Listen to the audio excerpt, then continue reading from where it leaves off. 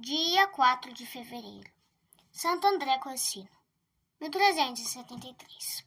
Fatos como os que se referem os santos livros, de Deus ter ouvido as orações de piedosos esposos e ter-lhes dado prole, depois de longo espaço de anos, passados em aparente esterilidade, tem-se repetido na vida dos santos, como prova a de Santo André Corsino. Da nobre família dos Corsino, em Florença, nasceu André no dia do apóstolo do mesmo nome, coincidência que determinou os pais a darem este nome ao primogênito e muito desejado filho. Antes de dar à luz, a piedosa mãe teve um sonho singular, que bastante a impressionou. Viu que o filho era um lobo, o qual, correndo para a igreja dos carmelitas, à entrada da mesma se transformou em cordeiro. A significação deste sonho mais tarde se descobriu. André não foi um filho como os pais tinham desejado. Muito pelo contrário. Desprezando ordens, conselhos e ameaças dos progenitores, muitos desgostos lhes causava. Certa vez, em ocasião de grande mágoa, a mãe disse: "Meu filho, estou vendo que és o lobo que me foi mostrado em sonho. A primeira parte deste sonho está realizada. Quando chegará a segunda, que te mostra transformado em cordeiro?" Muito impressionado com estas palavras da mãe, André pediu-lhe que lhes explicasse. A mãe contou-lhe o sonho e disse-lhe ainda que tinha feito o voto a Deus e a Maria Santíssima de consagrar o filho a seu santo serviço. Voto este cujo cumprimento não só dela dependia. André, muito comovido com o que ouvira, caiu aos pés da mãe, chorou amargamente e prometeu emenda de vida. Foi até a igreja dos carmelitas, pediu admissão na ordem, fez-se religioso da ordem do Carmo e começou uma nova vida. Tentações das mais terríveis e impertinentes que demônio, carne e mundo lhe causaram, com a graça de Deus, corajosamente as venceu, e ficou perseverante na santa vocação. Após o noviciado, os superiores mandaram-no para Paris, onde, com muito brilho, concluiu os estudos.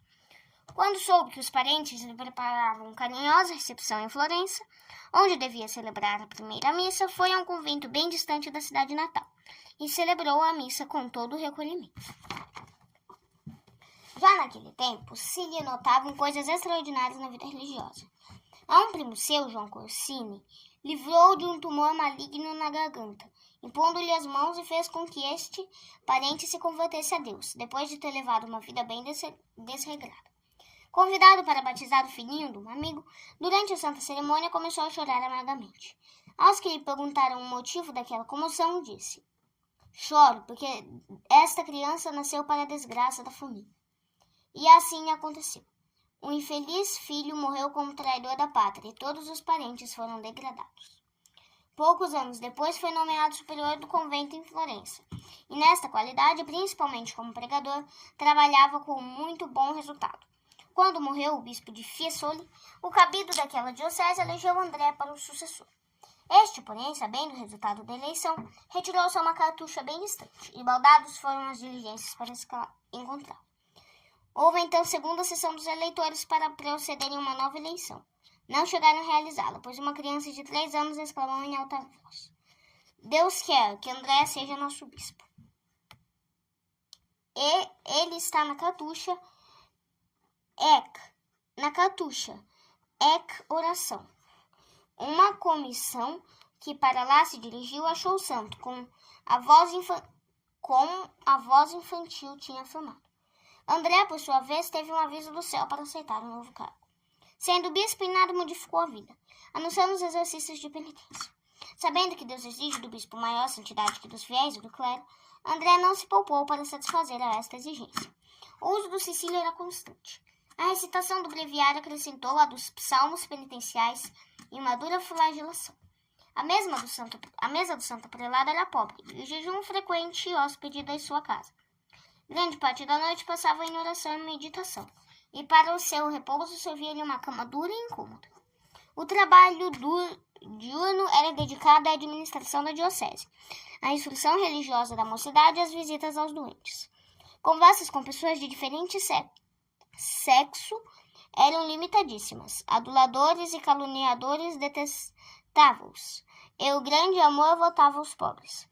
Como o Papa São Gregório possuía um canhenho com os nomes e as necessidades dos indigentes. A imitação do Divino Mestre lavava cada quarta-feira os pés de alguns pobres. Apresentando-se uma vez em um deles com os pés cheios de úlceras, não quis que o bispo lhes lavasse. André, porém, insistiu para que não fizesse exceção. Não só lhe lavou os pés, como os deixou inteiramente curados. Não podia o bispo deixar de ser alvo das simpatias dos diocesanos. Todos o amavam como um verdadeiro pai e o veneravam como um santo. Desta maneira, era muito grande a influência que André exercia sobre os espíritos dos subditos. Muitos se convertiam, outros faziam as pazes com os inimigos. Em Bolonha existia grande divergência entre a aristocracia e o povo. Todas as tentativas da parte do clero e de pessoas importantes para conciliar os partidos tiveram resultado negativo. Receando piores consequências, o Papa Urbano V incumbiu ao bispo de Fiesole a missão de restabelecer a paz entre as duas partes inimigas. O que parecia coisa impossível, André o conseguiu, e seu nome estava na boca de todos, que o bendiziam como anjo da paz. No ano de 1372, na noite de Natal, teve um desmaio. Uma voz do céu anunciou-lhe a morte para o dia 6 de janeiro. No dia seguinte, lhe sobreveio uma febre, que não mais o deixou.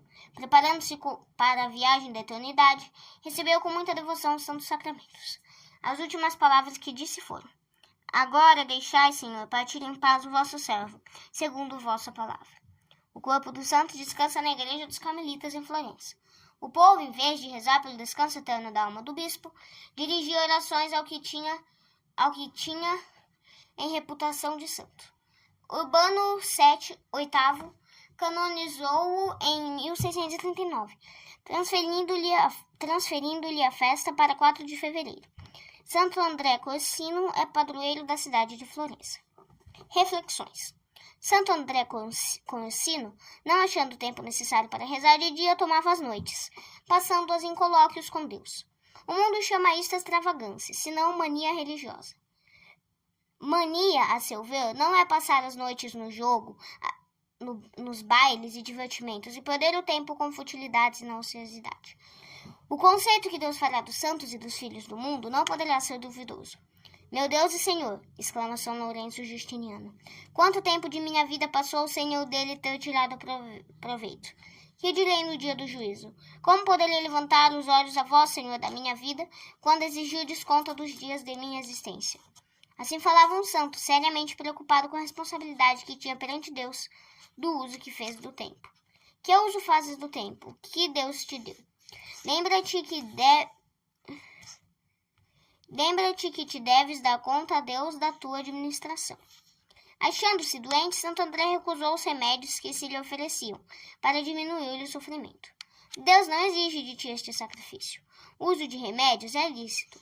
Lícito é o recurso a medicamentos, que trazem alívio na dor. É inegável, porém, que Deus nos manda doenças e dores para beneficiar a alma. Para muitos, uma doença é um bem extraordinário. No sofrimento, se lembram de Deus e fazem penitência. A doença do corpo é saúde para a alma, de São Gregório. Muitos há, de Santo Agostinho, que, achando-se doentes, não pensam em impurezas, enquanto que, gozando de saúde, são escravos da luxúria. Se Deus te mandar uma doença, aceita-a humildemente e entrega-te cegamente à sua providência. 3. Antes de dar à luz o filho, a mãe do santo teve um sonho singular. Sonhos há que têm por autores os anjos ou o próprio Deus. São benefícios que contribuem extraordinariamente para a santificação do homem, como provam numerosos fatos do Antigo e Novo Testamento. Sonhos diabólicos perturbam e têm por fim a afastar o homem do bem e incitá-lo ao pecado. Muitos são sonhos, em sua quase totalidade, simples ativações do sistema nervoso, e como tais, nenhuma importância têm. Há pessoas, e não poucas, que atribuem aos sonhos uma influência poderosa sobre a vida, e com muito empenho procuram obter-lhes a explicação. Esta prática é supersticiosa, é pecado. Uma palavra do Espírito Santo não te deixará em dúvida sobre o valor dos sonhos. Ele diz: não ponhas nele o teu coração, porque os sonhos têm feito extraviar a muitos, que caíram por terem posto neles sua confiança. Eclesiástico, capítulo 34, versículos 6 e 7.